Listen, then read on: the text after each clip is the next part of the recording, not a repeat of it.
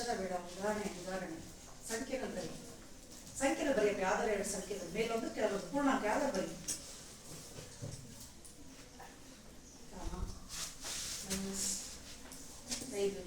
ಏನಾರು ಬರೀ ಒಟ್ಟು ಮೇಲೊಂದು ಪೂರ್ಣಾಂಕ ಕೆಳಗೊಂದು ಪೂರ್ಣಾಂಕ. ಬೇರೆ ಬರೀ. 4 ಬರ್ತಿದ್ಯಾ? ಬೇರೆ ಬರೀ. 4 ಬರೆಸು, ಬೇರೆ ಬರೀ. ಬರೀ 3 ಬರೀ. 1 ಬರೀ. ಬರೀ 1 ಬರೀ. 1 ಬರೀ. ಹೀಗೆ ಎಲ್ಲ ಸ್ವಾಭಾವಿಕ ಸಂಖ್ಯೆಗಳು ಪೂರ್ಣ ಸಂಖ್ಯೆಗಳು ಪೂರ್ಣಾಂಕಗಳು ಭಾಗಲಬ್ಧ ಸಂಖ್ಯೆಗಳು ಆಗಿರುತ್ತವೆ. ಆದರೆ ಎಲ್ಲಾ ಭಾಗಲಬ್ಧ ಸಂಖ್ಯೆಗಳು ಪೂರ್ಣ ಸಂಖ್ಯೆಗಳು ಪೂರ್ಣಾಂಕಗಳು ಆಗಿರುವುದಿಲ್ಲ. ಉದಾಹರಣೆ 1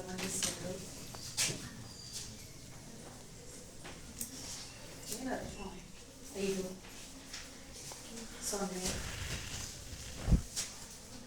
ಇವೆಲ್ಲವೂ ಕೂಡ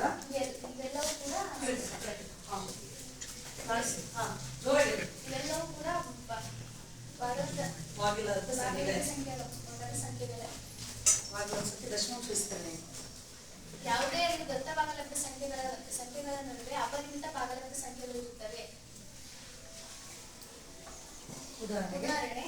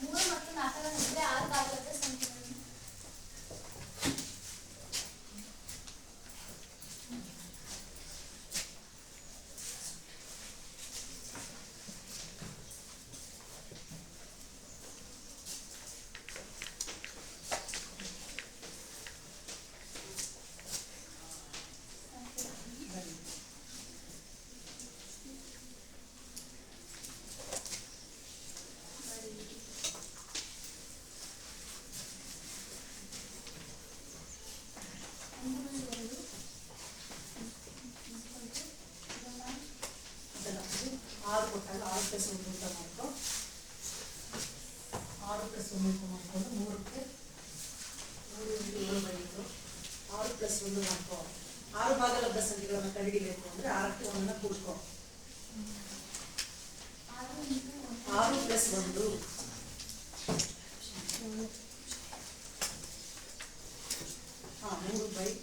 3 × 7/7. ಕಡೆ ತಿಳ್ಕೊಂಡೇನು? ಇನ್ನೊಂದ್ಸತಿ 4 × 7/7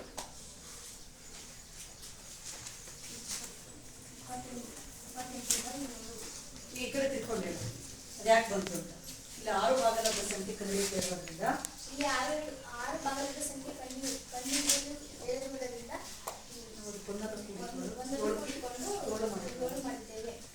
ಅದನ್ನು ಅಂಶ ಮತ್ತು ಕೊಟ್ಟಿರುವ ಸಂಖ್ಯೆಗಳಿಗೆ ಅಂಶ ಮತ್ತು ಛೇದಕ್ಕೆ ಗುಣಿಸಿದಾಗ ಏನ್ ಮಾಡಿದ್ದೇವೆ? ಕೊಟ್ಟಿರುವ ಸಂಖ್ಯೆಗಳಿಗೆ ಅಂಶ ಮತ್ತು ಛೇದವನ್ನು ಮಾಡಿದಾಗ ಬರುವ ಸಂಖ್ಯೆ 21 7 ನೋಡ್ಕೊಂಡಿ ಎದುರುಗ ಬೇಡ. 4 × 7/7 27/7. ಈಗ ಬರೀ 7 ಭಾಗಲಬ್ಧ ಸಂಖ್ಯೆ.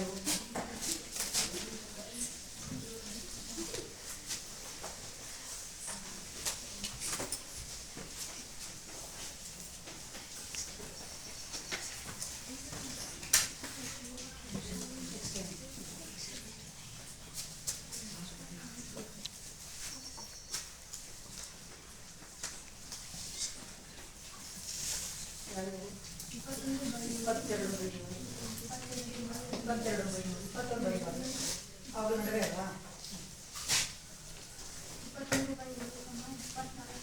ಜೋರಾಗಿ 25/7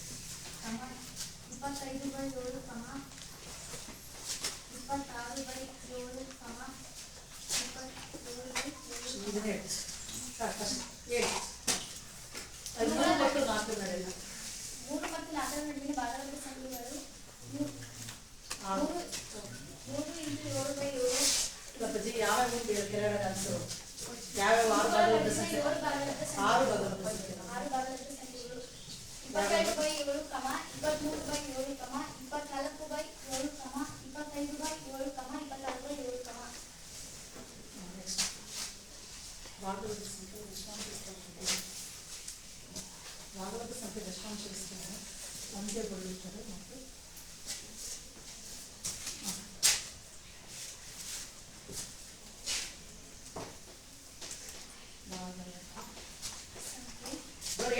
ಭಾಗಲಬ್ಧ ಸಂಖ್ಯೆಗಳ ದಶಮಾಂಶ ವಿಸ್ತರಣೆ.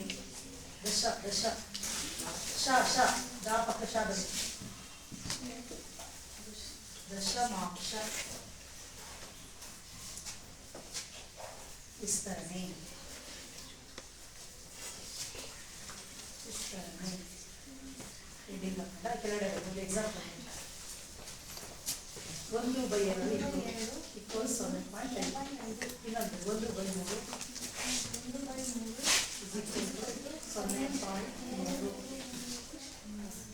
ಇದನ್ನು ಎಕ್ಸ್ಪ್ಲೇನ್.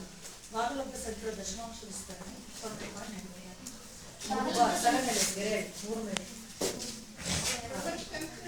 ಭಾಗಲಬ್ಧ ಸಂಖ್ಯೆಗಳ ದಶಮಾಂಶ ವಿಸ್ತರಣೆ 1/2 0.5, 3/1 0.3. ಭಾಗಲಬ್ಧ ಸಂಖ್ಯೆಗಳ ದಶಮಾಂಶ ವಿಸ್ತರಣೆ ಅಂತ್ಯಗೊಳ್ಳುತ್ತದೆ ಅಥವಾ ಅಂತ್ಯಗೊಳ್ಳುವುದೆಂದರೆ ಆವರ್ತನೆಯಾಗುತ್ತದೆ. ಆದ್ದರಿಂದ ಭಾಗಲಬ್ಧ ಸಂಖ್ಯೆಗಳು ದಶಮಾಂಶ ವಿಸ್ತರಣೆ ಅಂತ್ಯಗೊಳ್ಳುತ್ತದೆ ಅಥವಾ ಅಂತ್ಯಗೊಳ್ಳದಿದ್ದರೆ ಆವರ್ತನೀಯವಾಗುತ್ತದೆ. ಅಲ್ಲ, ಈಗ ಅಭಾಗಲಬ್ಧ ಸಂಖ್ಯೆಯ ಬಗ್ಗೆ ಹೇಳು. ಈಗ ಅಭಾಗಲಬ್ಧ ಸಂಖ್ಯೆಯ ಬಗ್ಗೆ ಯೋಚಿಸೋಣ. ಥ್ಯಾಂಕ್ ಯು, ಧನ್ಯವಾದಗಳು.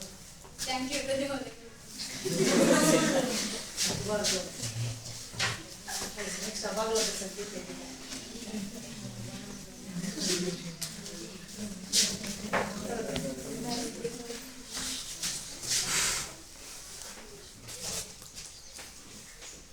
ನನ್ನ ಹೆಸರು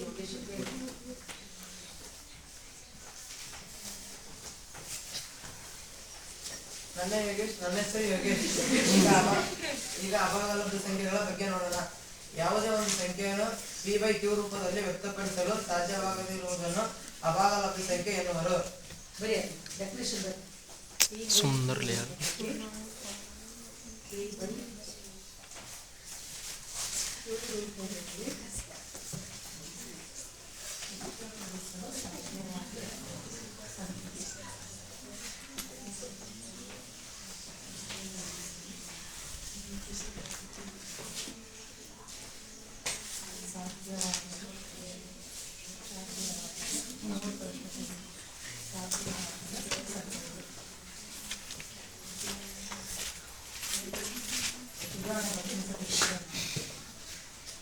ಉದಾಹರಣೆ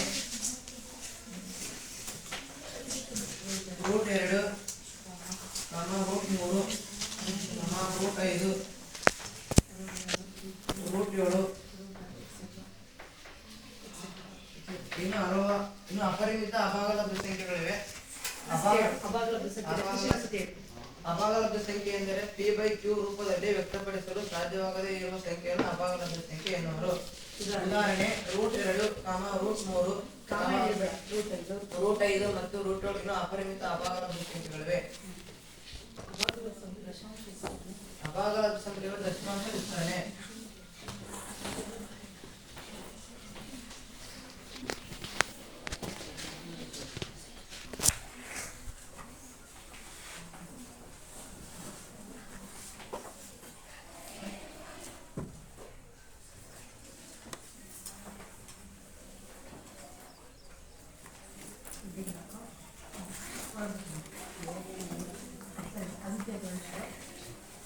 ಬರೀ ಆನ್ಸರ್ ಅಂತ್ಯಗೊಳ್ಳದ ಮತ್ತು ಆವರ್ತನದಿಂದ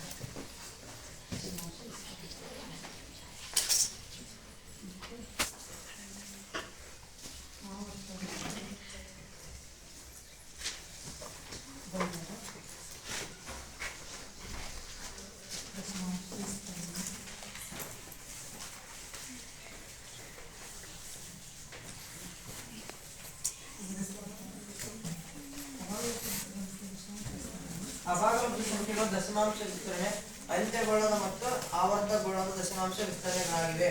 ಉದಾಹರಣೆ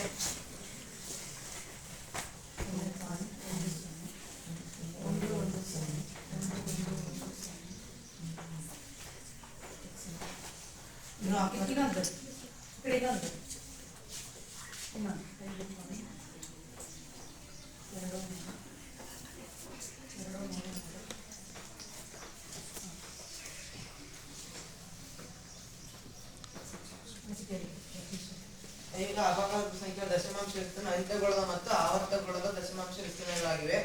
ಅವುಗಳಲ್ಲಿ ಉದಾಹರಣೆ 0.10110110 ಇನ್ನೊಂದು 5.23 ಇನ್ನು ಅಪರಿಮಿತ ಅಭಾಗಲಬ್ಧ ಸಂಖ್ಯೆಗಳಿವೆ.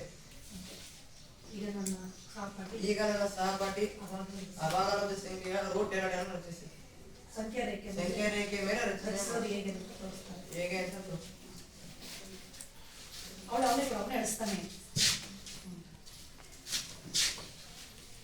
ಕ್ವಶನ್ ಹಾಕ. ರೂಟ್ 2 ಸಂಖ್ಯಾ ರೇಖೆಯ ಮೇಲೆ ಗುರುತಿಸಿ. ನನ್ನ ಹೆಸರು ತನುಬಾಯಿ. ನಾನು ಈಗ ರೂಟ್ 2 ಸಂಖ್ಯಾ ರೇಖೆ ಮೇಲೆ ರಚಿಸುವುದನ್ನು ತಿಳಿಸಿಕೊಡುತ್ತೇನೆ. ಬರೀ ಕ್ವಶನ್ ರೂಟ್ 2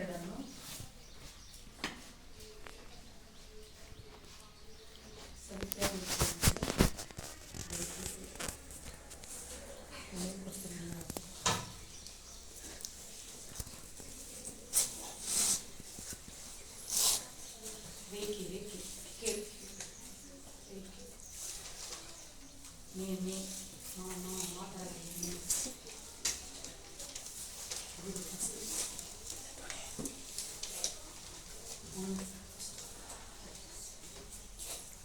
ರಚನೆಯಾದ ಮೊದಲನೇ ಭಾಗ ಒಂದು ಬಡವದಾಗಿ ಸರಳ ರೀತಿಯಿಂದ ರಚನೆಯಲ್ಲಿ ಫಸ್ಟ್ ಒಂದು ಸರಳ ರೇಖೆಯನ್ನು ಎಳೆಯಿರಿ. ಅಳತೆ ಯಾವುದೇ ಅಳತೆ ಇದ್ದಾಗ ಯಾವುದೇ ಅಳತೆಯನ್ನು ತಗೊಳ್ಳಬಹುದು.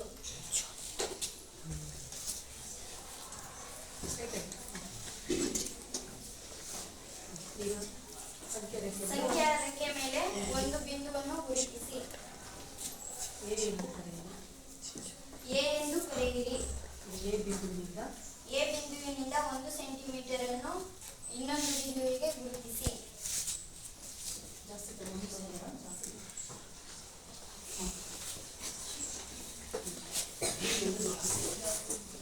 ಬಿ ಎಂದು ಗುರುತಿಸಿ. ಒಂದು ಸೆಂಟಿಮೀಟರ್ ಆಗಿದೆ. ಅಲ್ಲಿ ಎಬಿಯ ಉದ್ದ ಎಷ್ಟಿದೆ? ಎಬಿಯ ಉದ್ದ 1 ಸೆಂಟಿಮೀಟರ್. ಈಗ ಬಿ ಬಿಂದುವಿನಿಂದ 90 ಡಿಗ್ರಿಯನ್ನು ರಚಿಸಿ. ಬಿ ಬಿಂದುವಿನಿಂದ 90 ಡಿಗ್ರಿ ಕೋನಮಾಪಕದಿಂದ ರಚಿಸಿ.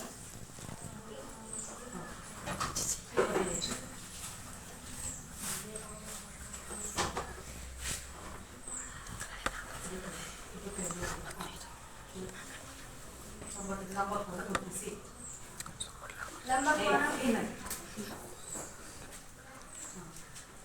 ಲಂಬಕೋನ ಗುರುತಿಸಿ. ಈಗ ಬಿ ಬಿಂದುವಿನಿಂದ 1 ಸೆಂಟಿಮೀಟರನ್ನು ನೀಡಿ ಉದ್ದ ತಗೊಂಡು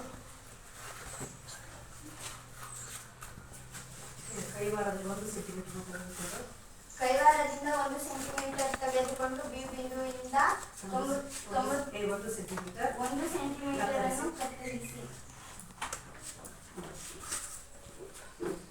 ಈ ಬಿಂದುವಿಗೆ ಸಿ ಎಂದು ಕರೆಯಿರಿ.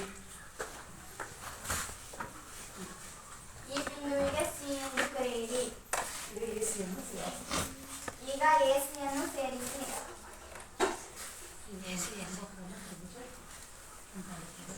ಈಗ ಒಂದು ಲಂಬಕೋನ ತ್ರಿಭುಜ ಉಂಟಾಗುತ್ತದೆ.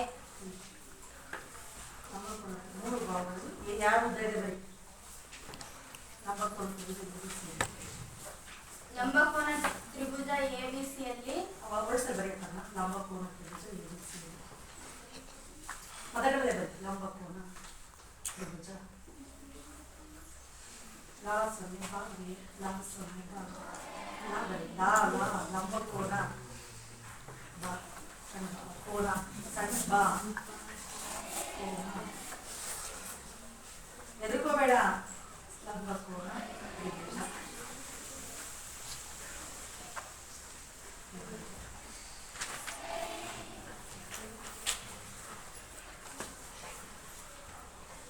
ಎಬಿಸಿಯಲ್ಲಿ ಈಗ ನಮ್ಗೆ ಯಾವ ಉದ್ದ ಗೊತ್ತಿದೆ? ಎಬಿಸಿ ಬರೀ ಎಬಿಸಿಯಲ್ಲಿ ಎಬಿಸಿಯಲ್ಲಿ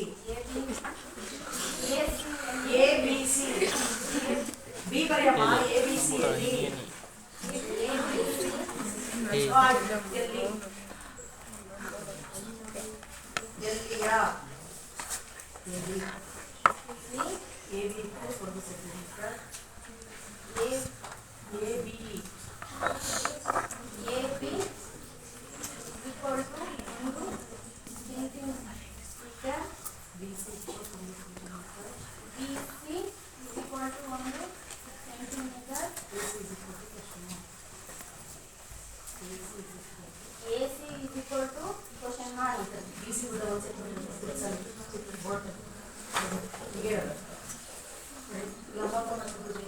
ಬರ್ದಿರೋದು ಹೇಳಮ್ಮ ಲಂಬಕೋನ ತ್ರಿಭುಜ ACB ಯಲ್ಲಿ AB is equal to 1 centimeter, BC is equal to 1 centimeter, AC is equal to question mark. ಅದು AC ಗೊತ್ತಿಲ್ಲ, ಅದನ್ನ ಕಂಡು ಹಿಡಿಯೋಣ. ಪೈಥಾಗರಸ್ ಪ್ರಮೇಯವನ್ನು ಬಳಸಿ ಗುಣಿಸಿಕೊಳ್ಳೋಣ. AC ಉದ್ದವನ್ನು ಕಂಡು ಹಿಡಿಯೋಣ. ಪೈಥಾಗರಸ್ ಪ್ರಮೇಯ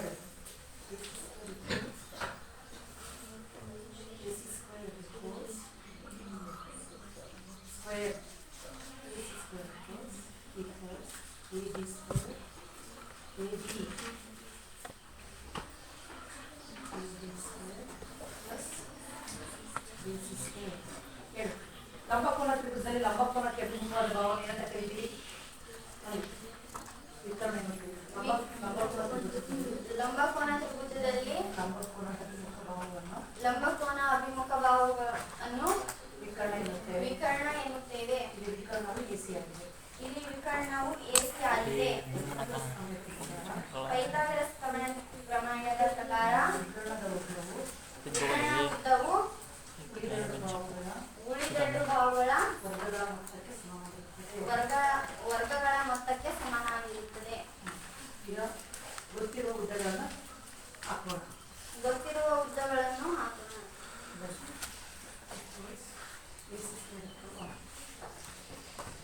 AC ಉದ್ದ ಗೊತ್ತಿಲ್ಲ ನನಗೆ, ಅದಕ್ಕೆ ಸ್ಕ್ವೇರ್ ಒಂದು ಸ್ಕ್ವೇರ್ ಪ್ಲಸ್ ಒಂದು square is equal to 1 plus 1 is equal to 2. ಕಾರಣ ಇಸ್ ಈಕ್ವಲ್ ಟು 2. ಅಲ್ಲಿ AC ಈಕ್ವಲ್ಸ್ √2.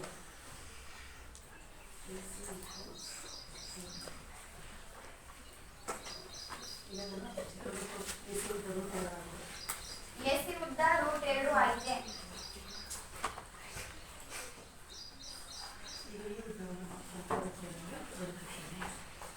ಈಗ ಈ ಉದ್ದವನ್ನು ಸಂಖ್ಯಾ ರೇಖೆ ಮೇಲೆ ಗುರುತಿಸೋಣ.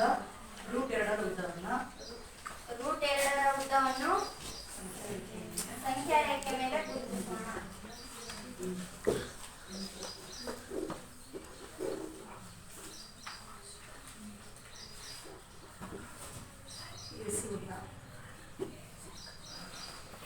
AC ಉದ್ದ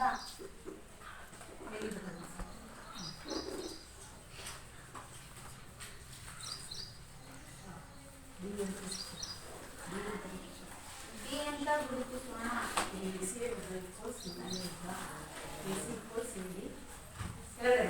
ಚಿತ್ರ ಕೆಳಗಡೆ AC equals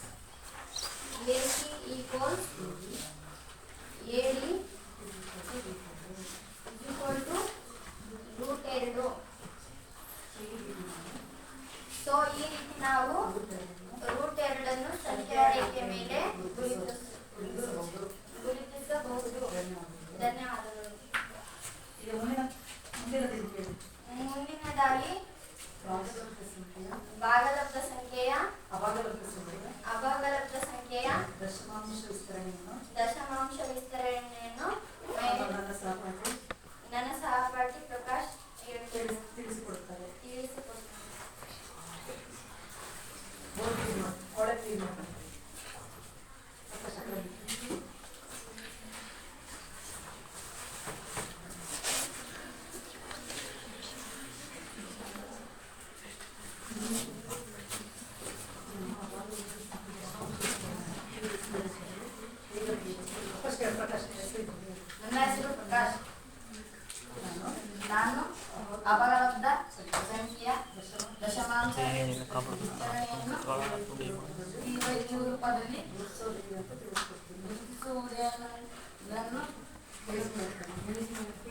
ಸಂಖ್ಯೆ ದಶಮಾಂಶ ವಿಸ್ತರಣೆ ಹೇಗಿರುತ್ತೆ ಅಂತ ಹೇಳ್ತೀನಿ.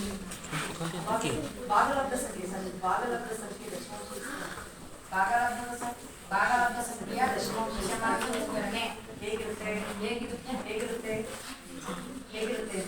ಅಂದ್ರೆ ಹೇಳುತ್ತದೆ ಅಂತ್ಯಗೊಳ್ಳುತ್ತದೆ ಅಥವಾ ಅಂತ್ಯಗೊಳ್ಳದಿದ್ದರೆ ಆವರ್ತನೀಯವಾಗಿರುತ್ತದೆ. ಉದಾಹರಣೆ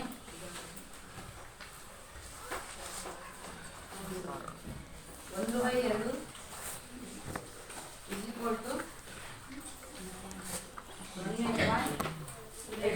ಎಂತ ದಶಮಾಂಶ ವಿಸ್ತರಣೆ ಅಂದ್ರೆ 1/2 ಒಂದು ಭಾಗಲಬ್ಧ ಸಂಖ್ಯೆ 1/2 ಭಾಗಲಬ್ಧ ಸಂಖ್ಯೆ ದಶಮಾಂಶ ವಿಸ್ತರಣೆ ದಶಮಾಂಶ ವಿಸ್ತರಣೆ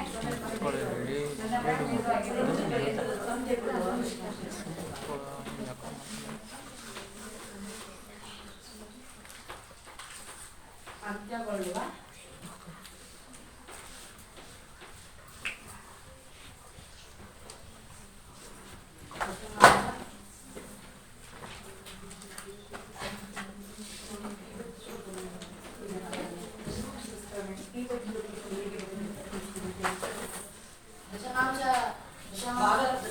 ಭಾಗಲಬ್ಧ ಸಂಖ್ಯೆಯ ದಶಮಾಂಶ ರೂಪದಲ್ಲಿ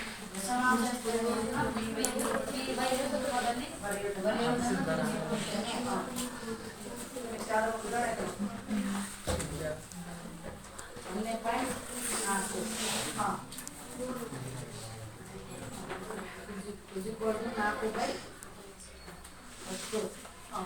4 ಎಂತ ದಶಮಾಂಶ ವಿಸ್ತರಣೆ ಅಂತ್ಯಗೊಳ್ಳುವ ದಶಮಾಂಶ ವಿಸ್ತರಣೆ ಹೇಳಪ್ಪ. ದಶಮಾಂಶ 0.41 ಅಂತ್ಯಗೊಳ್ಳುವ ದಶಮಾಂಶ ವಿಸ್ತರಣೆ ಈಗ P/Q ರೂಪಾಯಿನಾಯ್ತು 4/10 ಆಯಿತು. ಈಗ ಅಂತ್ಯಗೊಳ್ಳದ ದಶಮಾಂಶ ವಿಸ್ತರಣೆಯನ್ನು ನಾನು ಅಂತ್ಯಗೊಳ್ಳದ ದಶಮಾಂಶ ವಿಸ್ತರಣೆಯನ್ನು P/Q ರೂಪದಲ್ಲಿ ತೋರಿಸುತ್ತೇನೆ.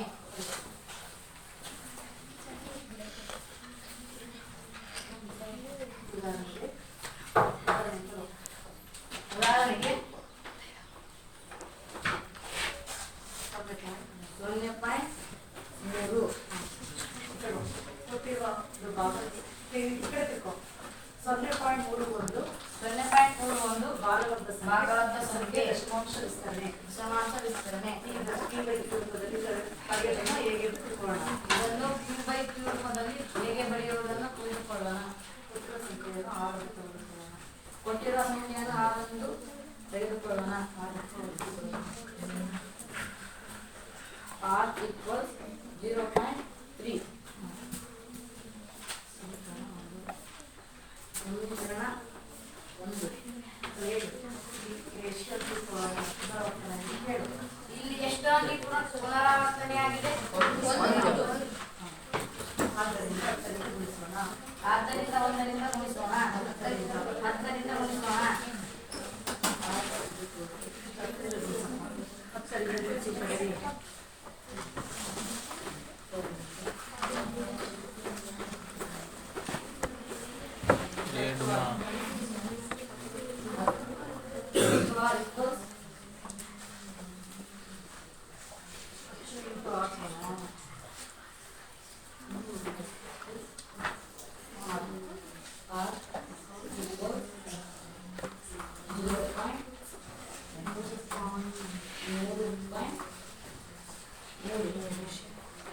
ತಲೆ ಮೇಲೆ ಗೆರೆ 0.3 ಬಾರ್ 0.3 ಎಕ್ಸಿಬಿಟ್ ಅಂತ್ಯಗಳ ದಶಮಾಂಶ ವಿಸ್ತರಣೆ ಕ್ವಶನಲ್ಲಿ 3 ಅಂತ ಬರೀರಿ.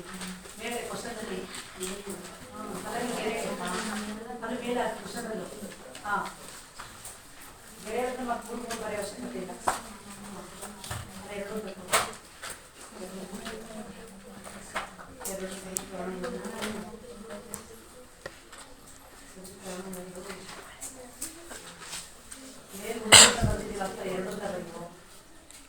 ಮೇಲೆ ಸಮೀಕರಣ 1 ತಗೊಂಡಿದ್ದೀವಲ್ಲ ಅದರ 2 ತಗೊಳ್ಳಿ. ಸಮೀಕರಣ 2 ತಗೊಳ್ಳಿ. ಸಮೀಕರಣ 2 cos 2 ತಗೊಳ್ಳಿ. ಹೇಳದ್ನ ಅದೇ ಮಾಡಿದ್ರೆ ಹೇಳದ್ನ ಫಸ್ಟ್ ಬರಿ ಕೊಟ್ಟಿರುವ ಸಂಖ್ಯೆಯನ್ನು 6 ಎಂದು ತೆಗೆದುಕೊಳ್ಳೋಣ. ಕೊಟ್ಟಿರುವ ಸಂಖ್ಯೆಯನ್ನು 6 ಎಂದು ತೆಗೆದುಕೊಳ್ಳೋಣ. ದಶಮಾಂಶ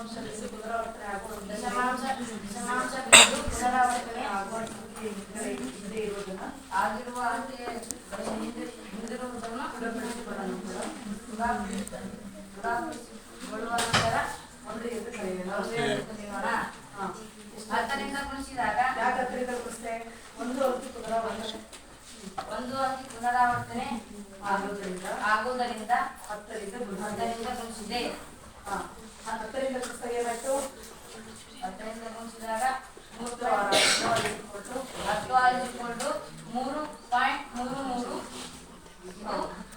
ಎರಡು ಮತ್ತು ಒಂದರಿಂದ ಕಳೆಯೋಣ. 2 ಮತ್ತು 1ರಿಂದ ಕಳೆಯೋಣ. 2ರಿಂದ 1 ಕಳೆಯೋಣ. 2 ಸ್ವಲ್ಪ ಮಾಡು. 2ರಿಂದ 1 ಕಳೆಯೋಣ. ಕರ್ಕೊಂಡು ಹೋಗಿ ಮಾಡೋಣ. 2 - 1.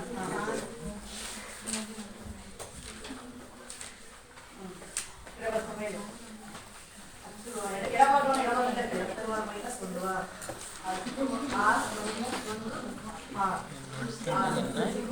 -1 ಬಲಭಾಗದಲ್ಲಿ 3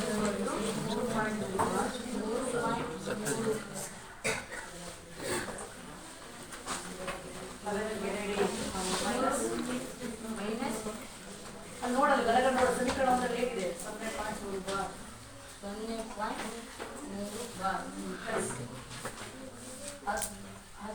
10 ಮೈನಸ್ 1 ಹಾಕಿದ್ರೆ 9 6 ಇದನ್ನು ಕಳೆದರೆ 3 ಬರುತ್ತೆ.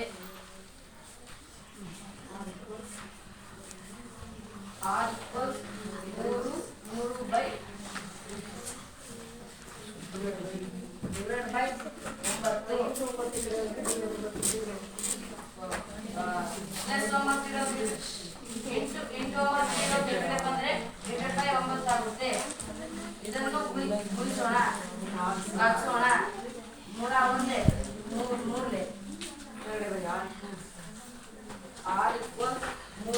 3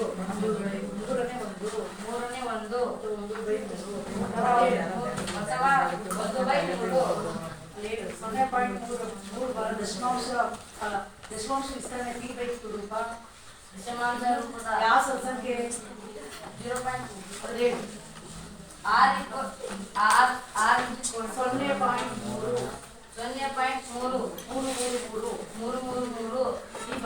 ಈ ಭಾಗದ ಸಂಖ್ಯೆಯು P/Q ರೂಪದಲ್ಲಿ ಹೇಗೆ ಬರುತ್ತೆ?